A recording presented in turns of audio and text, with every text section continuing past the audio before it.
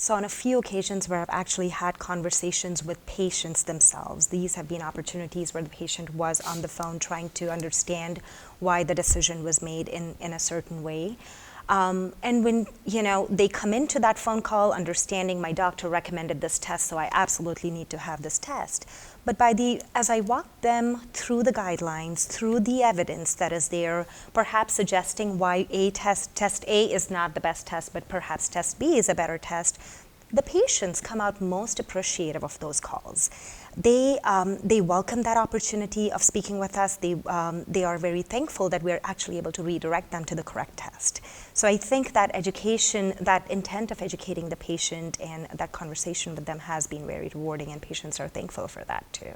Well, and I think that you hit on something important there, is that the educational piece. And when you have one of those kind of ultimate peer-to-peers where you get off the phone, we're all active learners as adults, and when as a clinician you go through something like that and you consider new evidence and you agree to change your behavior, a lot of those behaviors get carried forward. So we sometimes are causing permanent prescribing behavior change just by increased exposure to the evidence.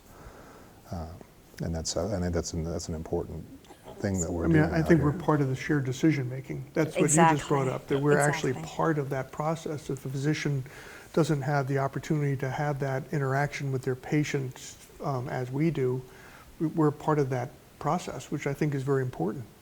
Shared decision making helps patients understand what they're about to undergo, and I think that's a really important part.